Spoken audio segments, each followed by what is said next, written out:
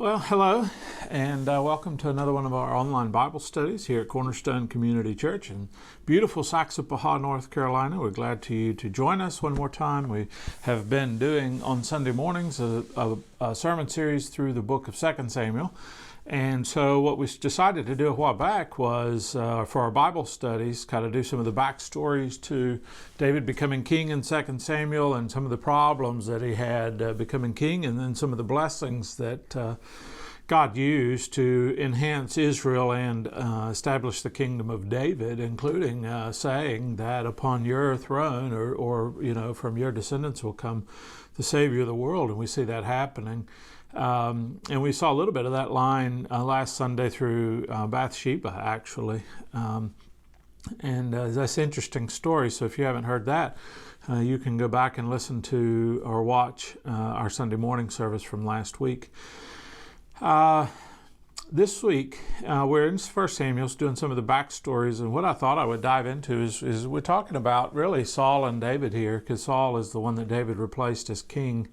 Saul being the first king of Israel for a short time, unfortunately. What we see today, and I'm going to be reading in two separate chapters, parts of the story, and we'll talk about some of the things that happen in the middle, but the character traits that Saul had versus the character traits that David had are really on display. And I think the Bible so many times sets up two things and says, look at them. And by the time you're done looking, you see two very different sides of what an attitude could look like, or what a character trait could look like. And when you do that, when you see the two sides, of course, the Bible's trying to say this one's better than the other one, or follow this one, or this is one got him in trouble, this one got him ahead. And I think we see one of those, and it's an inherent human trait that we're talking about, and I think really the evidence of the Spirit of God working in us to see the opposite of that. So let's take a look at that. We're in 1 Samuel chapter 18, and what we see in 1 Samuel chapter 17 is the story of David and Goliath. And so Saul, head and shoulders above everybody else, when Goliath came out and said, let's two of us fight. You pick your best, and I'll pick our best, which is Goliath. Saul stayed in his tent. Little boy David came and said, I'll go after him. And so Saul, with all his armor, and David was not even hardly big enough to lift all of the armor of Saul. Physically speaking, David was no match. He took out his slingshot, as it were, and 5 little smooth stones and went to work. And so what we see coming out of that is, because David had courage and to follow God and to avenge God, this person who was blaspheming God, it really was all about God. And Saul did not. Okay, then people began to look at those two, and they see a difference. And so David comes back, and Saul says, "Oh, you'll come and live with me from now on and be in the king's house." And Saul and David developed this friendship that we read about at the beginning of chapter 18, but then we see these words. So 1 Samuel 18 verses 6, and we'll read for a little bit. They were coming home when David returned from striking down the Philistine. That would be Goliath. And the women came out of the cities of Israel, singing and dancing to meet King Saul, with tambourines, with songs of joy, with musical instruments. And the women sang to one another as they celebrated. So they're coming home to a hero's welcome. And so this is what they sang. These are the words to the song that they used, okay? Saul has struck down his thousands. Well, that's complimentary. One man slaying 1,000 is a high compliment. And then David his 10,000s. Okay, so that's the comparison. Saul his thousands, David his 10,000s. And so Saul immediately got very angry, and this saying displeased him. Why wouldn't it? And he said, "They have ascribed to David 10,000s, and to me 1,000s. What more can he have but the kingdom?" And Saul eyed David from that day on. We're going to read a minute more, but this is the comparison. Saul is king over Israel, and he wants to be the top. He wants to be the head. He wants to be the one that everybody praises more than the other. And so what we see here is his ego, his pride, threatened by someone who is on his side. And when you see that happen, it's always an interesting dynamic. Some people can't take that. Some people can't take somebody on your side being better than you. Somebody can't take a person shining brightly. And of course, what had David done to this point? Not nearly what Saul had done. He had killed one guy with a stone, hit him in the forehead, fell over, but in doing so, he won a victory for their cause. And so you would think that Saul would be celebrating that with everybody else, but he wasn't. And so what we see is pride. Pride comes before the fall is an interesting proverb, is it not? And I think that a lot of people, more than we realize, are guilty of pride. We want ourselves to look good. And many times the reason that we lash out against other people is to diminish them in some way in our eyes so that we continue to look good. Even if it's not in front of anybody else, even if it's just a hidden heart pride, I want to think that I'm better than this one and better than that one. And so I diminish them, and even if it's only in my own mind, to think that I'm better than they are for some reason. And so it's a difficult situation. And so it says, the next day, verse 10, a harmful spirit from God rushed upon Saul, and he raved within his house while David was playing the lyre. And he did as he did day by day. And Saul had his spear in his hand, and Saul hurled the spear, for he thought, I'll pin David to the wall, but David evaded him twice. Well, he threw that same spear. If you go on and read the next several chapters, interesting story, because the relationship of David and Saul does not recover. Saul decides to kill David because he's a competitor. And I think at some point Saul knows that David will eventually be the king. He says it 2 or 3 times. That's how we know he knows. But he's almost fighting God, in the sense that God has already anointed David to be the next king. And so instead of just kind of letting it be, and one of the reasons why, and he even asked David this, we're jumping ahead a little bit, but he says, protect my offspring, I know you're going to be king, but protect my offspring. But in the middle of that, we do see the heart of Saul is just to make himself look better, not for the kingdom of Israel to win and for God to be glorified. It's for Saul to be glorified. And so that I put up a statement years ago on social media app that I don't even have anymore, but it said there's a difference between a platform and a pedestal. A platform is what a lot of leaders want, to be able to speak the message, and instead of doing, they're trying to glorify God. But what happens is a lot of people get put up on a pedestal. A pedestal is what you get put upon when you want the attention. And so Saul wanted the attention. Saul wanted a pedestal, not a platform. He didn't want a platform to glorify God. He wanted a pedestal to be glorified. And so we see a difference there between Saul and David, and it's one that would lead to Saul's downfall. There's a very big leadership lesson in there about humility, and so we'll learn that. So Saul seeks to figure out how can he neutralize, how can he keep poor David from becoming king anytime soon. And killing him and killing his offspring and killing his line, the descendants, is a very big thing back then, to have a line and a house. You remember the 12 tribes of Israel, and so each one of those had a heritage and a legacy, and so Saul wants a legacy for his family. And so what he does is he lets one of his daughters marry David. There's an insult involved in that, because one of the ones he's supposed to let marry didn't. He gave them away to somebody else, and so. But you remember the wife Michal, and then she ends up not being happy later. But for a while, she and David are happy, and what Saul hears is, instead of David being miserable but not having the other woman that was due him, he's actually, in fact, very happy and in love with Michal. And so Saul didn't like that either, and so he decides he's going to kill David. And so David's wife, Michal, Saul's daughter, figures that out, and she helps save David. Lets him down out of the window, and he's able to escape. And so Saul is betrayed by his own daughter. Well, then we go not too much further, and we see that Jonathan and David had a close relationship, and Jonathan knows that Saul is out for David. He's actually going to kill him. In fact, he throws the spear, the javelin, at Jonathan at one point. So Jonathan, it says the spear's thrown at him. He's like, he realizes Saul's serious about this. He's going to kill David. Well, I think everybody in the room knows David's going to be the next king, and even Saul, but Saul's trying to fight against it, which is kind of worthless. He tries to kill David over and over again. And even Jonathan, says Jonathan betrays him for the son of Jesse. Saul at some point can't even call David David. He calls him the son of Jesse, as an insult.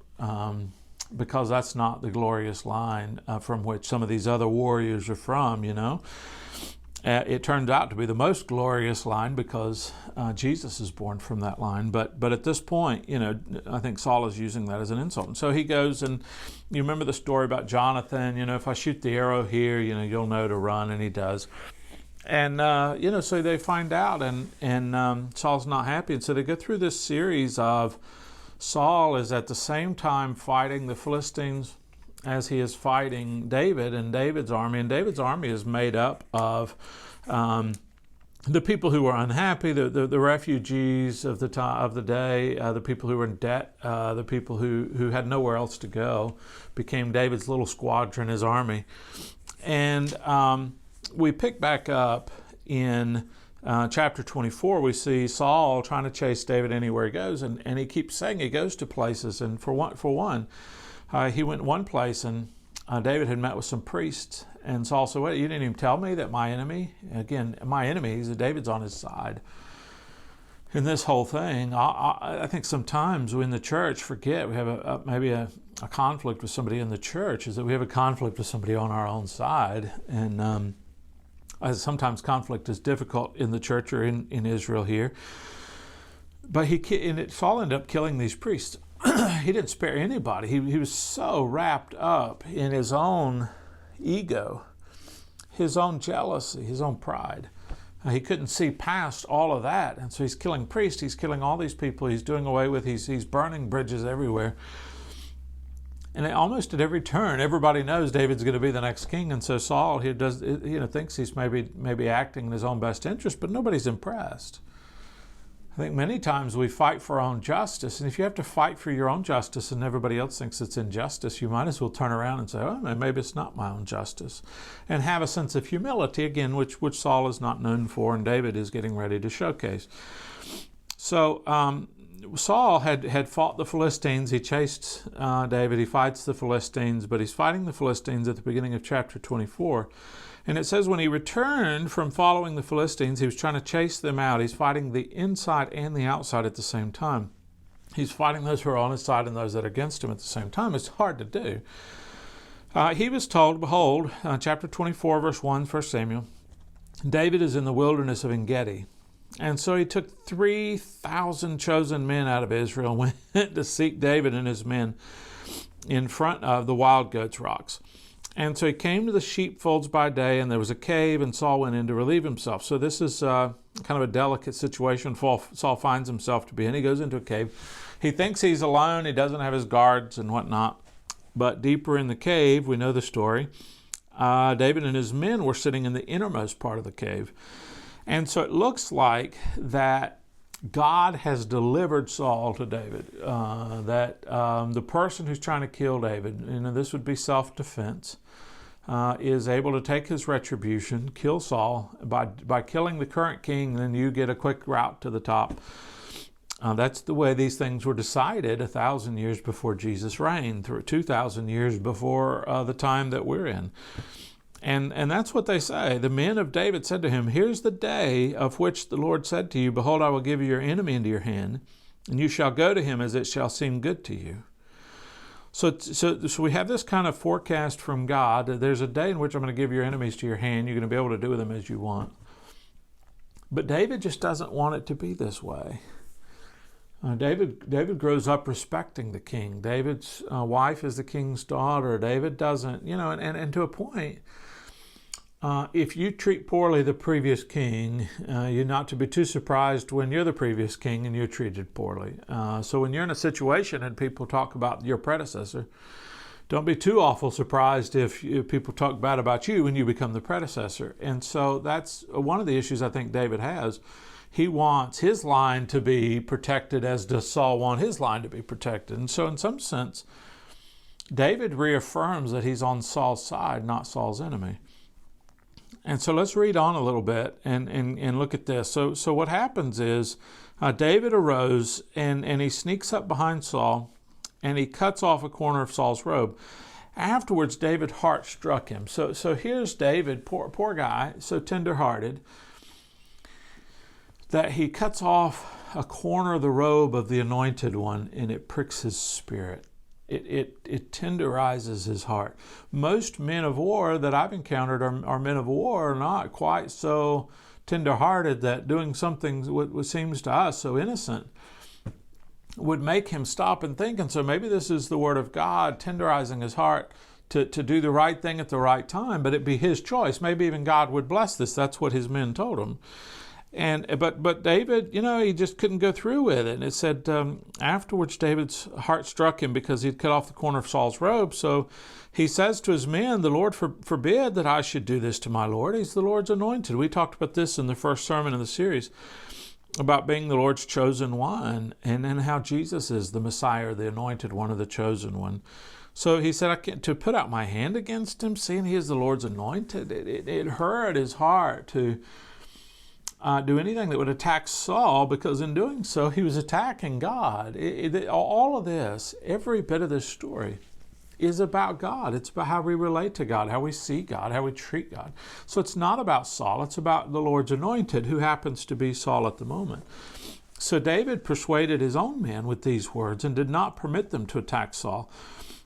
And Saul rose up and left the cave and went on his way. Now, the story doesn't end there. That would be interesting enough. But right after all this happened, David has this idea. So he cut off the corner of the robe. And it said, afterward, David arose and went out of the cave and called out to Saul, my Lord the king. Now, there's a bit of humility here. David's not king. David's just the son of Jesse. He's not elevating himself. David doesn't elevate himself. David waits until God appoints him and elevates him to be king. This is not David's ambition to do that.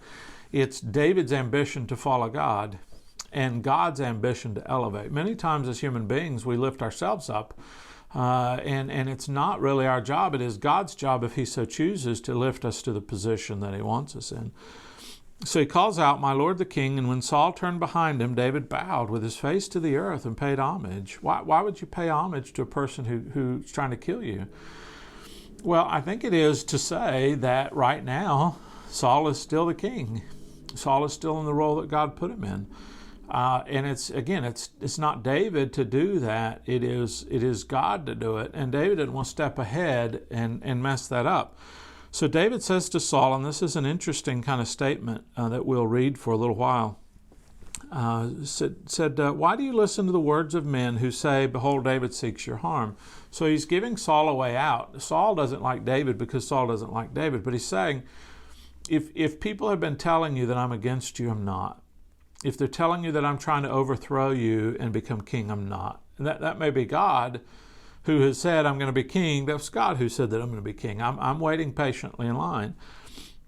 So don't listen to those people. Behold, this day your eyes can see how the Lord gave you into my hand in the cave. So Saul thinks he's alone in the cave. He walks out of the cave feeling great, and David walks out behind him. He's like, whoa, wait a minute. I was in danger, but I didn't know it. A lot of times I think we don't ever get that sense, because if we're in danger and we don't know it, we don't get told later we were in danger, but it's an eerie kind of feeling. So he said, behold, this day your eyes have seen how the Lord gave you into my hand in the cave, and some told me to kill you, but I spared you. Okay, and so this is what it looks like. I will not put my hand against my Lord, for he is the Lord's anointed. See my father, and this is a point of respect. He calls Saul my father. See the corner of your robe in my hand. So he's dangling the piece of the robe of King Saul that he cut off. For by the fact that I cut off the corner of your robe and did not kill you, you may know and see that there is no wrong or treason in my hand. So David's just, again, saying, maybe the outcome is sure, but along the way, I'm not going to do the wrong thing to achieve that. A lot of people would. A lot of people would say, well, if God wants me to be king, I'm going to go and take it. But God allowed this to work out in a natural way that David had to just kind of live with for a while. So he's saying, listen, it's not treason in my hands. If God anoints me, I'm not treasonous. That's the will of God. The will of God can't be treason in that way. So he said, I've not sinned against you, though you hunt my life to take it. May the Lord judge between me and you. There's again this idea that what God is doing is showing us two examples, Saul and David, and holding them up in the light, showing us their hearts, and saying, okay, now which one do you want to be? Let's see how the story ends. And that dictates which one of these guys you want to be, because the good one wins. So he said, may the Lord judge between you and me. May the Lord avenge me against you, but my hand shall not be against you. So he's saying, listen, if you kill me, God's against you, but I'm still not going to come against you.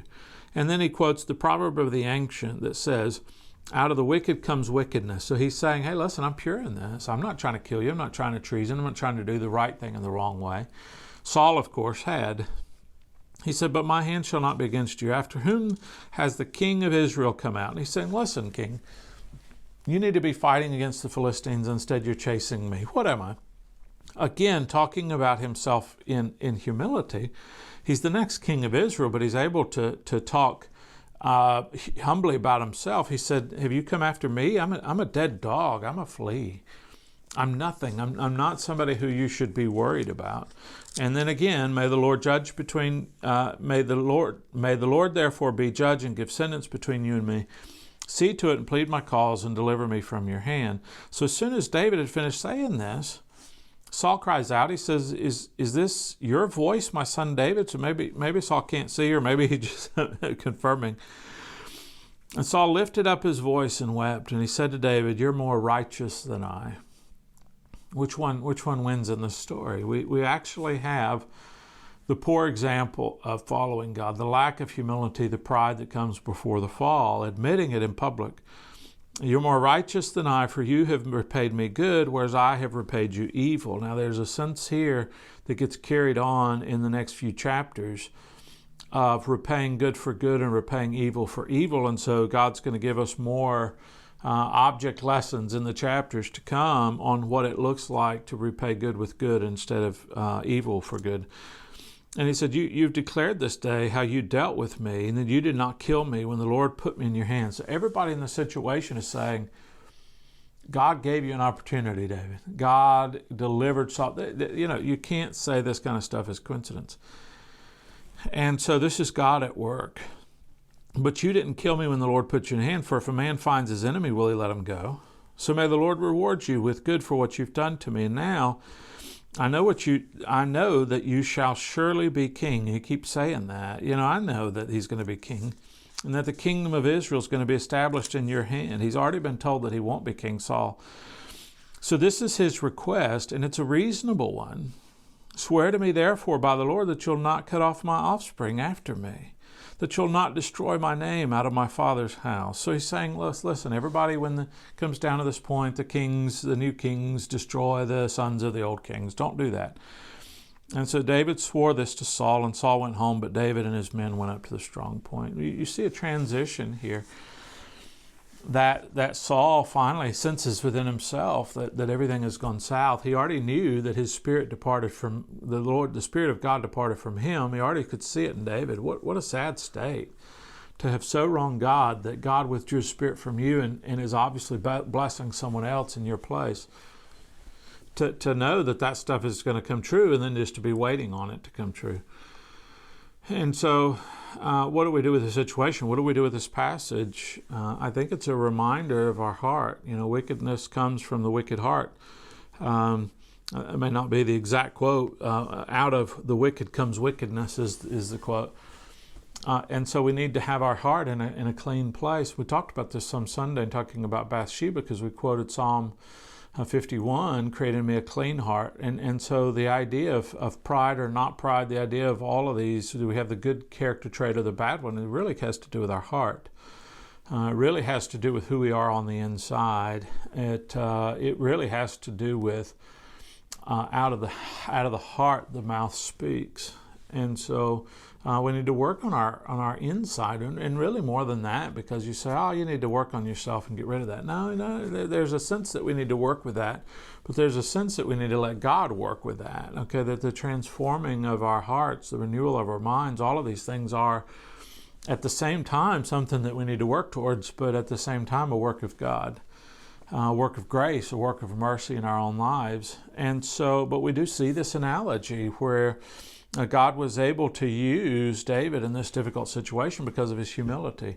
Had David expressed the same arrogance as Saul, we would not have seen the outcome to this play out in the way that it did. And so looking at that, we say, okay, well, let's continue to try to put down our own pride, ego, jealousy of other people. Look at this as God's story, not our story. Look for a platform to lift up others and to lift up God, not a pedestal to be lifted up. It is a great leadership lesson, but it's just a great life lesson. I hope that you have enjoyed this section. We've got at least one more that we're going to be doing, and so I look forward to seeing you again next week. Until then, my prayers are with you, and I pray the blessings of God upon you.